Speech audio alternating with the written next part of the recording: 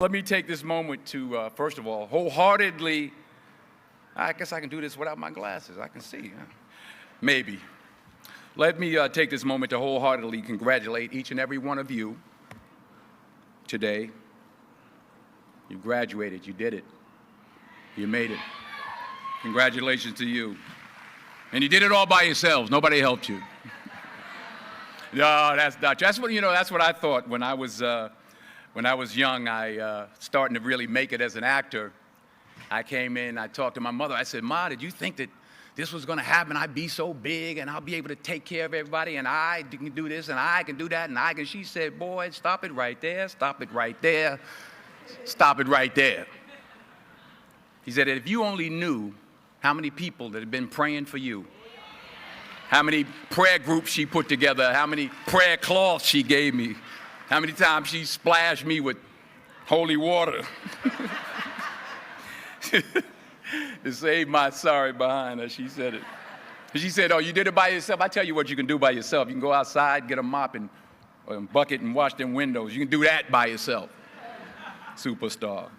So I'm saying that to say I want to congratulate all the parents and friends and family and aunties and uncles and grandmothers and grandfathers and teachers and friends and enemies.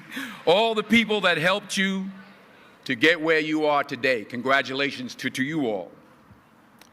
I'm going to tell about 2-3 stories. I'm going to keep it real short. I remember my graduation. Speaker got up there, went on forever, blah, blah, blah, blah, blah, blah, blah, blah, blah. So I'm going to keep it short. Number 1, put God first. Put God first in everything you do. Everything that you think you see in me, everything that I've accomplished, everything that you think I have, and I have a few things, everything that I have is by the grace of God. Understand that. It's a gift. 40 years ago, March 27th, 1975, it was 40 years ago, just this past March, I was flunking out of college. I had a 1.7 grade point average. I hope none of you can relate. I had a 1.7 grade point average. I was sitting in my mother's beauty shop. They still call it beauty shops now? What they call it now? Yeah, I'll sit in the beauty parlor. I was sitting in my mother's beauty parlor, and I'm looking in the mirror, and I see behind me this woman under the dryer. And every time she looked up, every time I looked up, she was looking at me, just looking me in the eye. And I didn't know who she was, and I said, she said, somebody give me a pen, give me a pencil, I have a prophecy. March 27, 1975, she said, boy, you are going to travel the world and speak to millions of people. Now, mind you, I was flunked out of college. I'm thinking about joining the army. I didn't know what I was going to do, and she's telling me I'm going to travel the world and speak to millions of people. Well, I have traveled the world, and I have spoke to millions of people. But that's not the most important thing, the success that I had. The most important thing is that what she taught me and what she told me that day has stayed with me since. I've been protected. I've been directed. I've been corrected. I've kept God in my life, and it's kept me humble. I didn't always stick with him, but he always stuck with me. So stick with him in everything you do.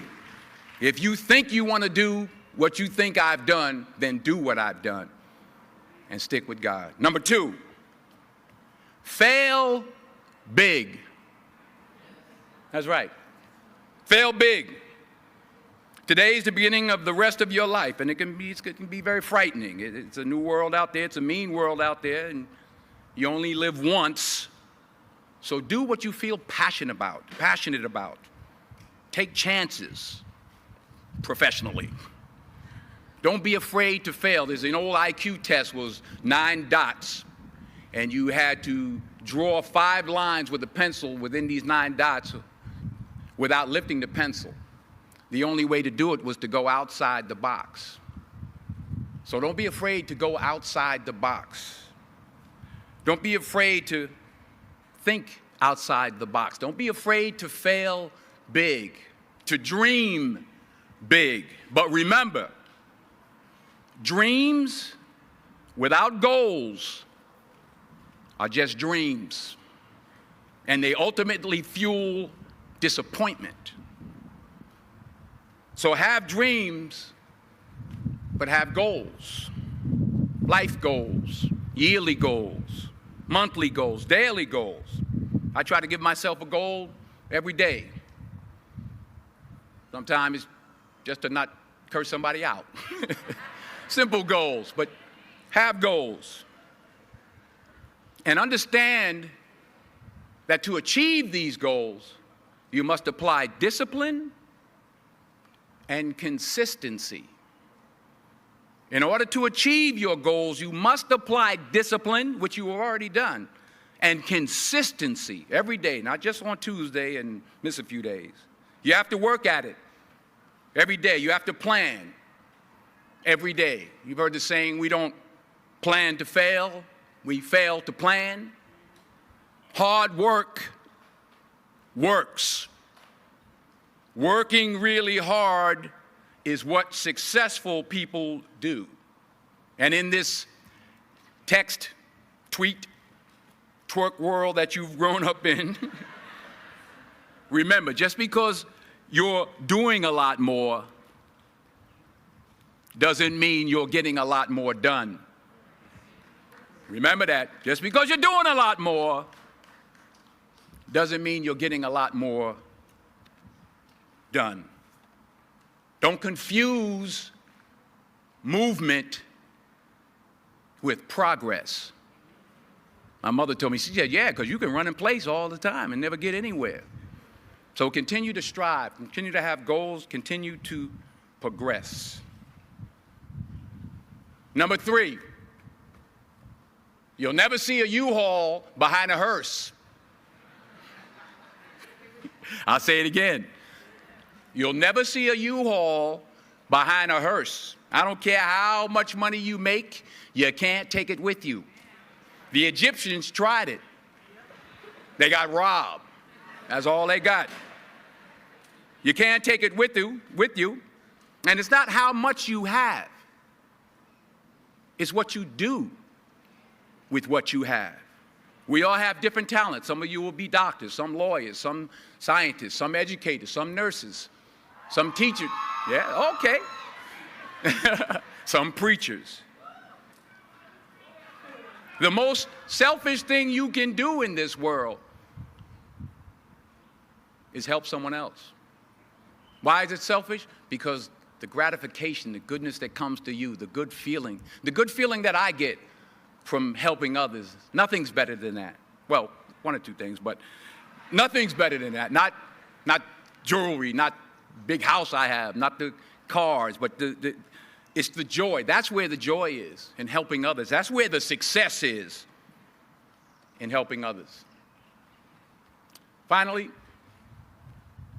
I pray that you put your slippers way under the bed tonight, so that when you wake up in the morning, you have to get on your knees to reach them.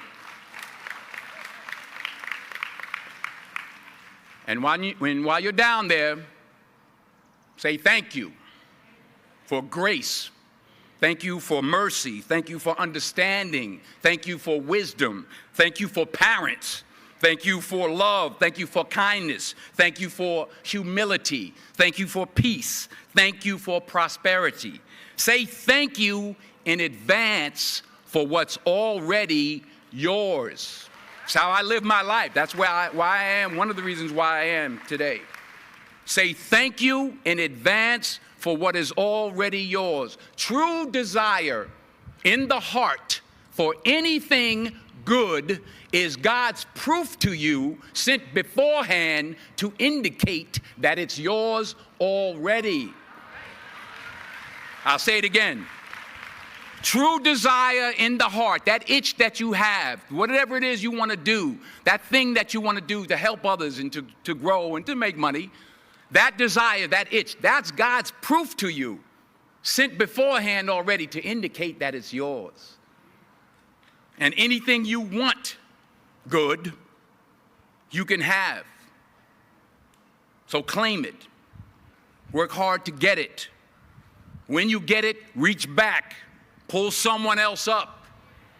Each one, teach one. Don't just aspire to make a living. Aspire to make a difference. Thank you.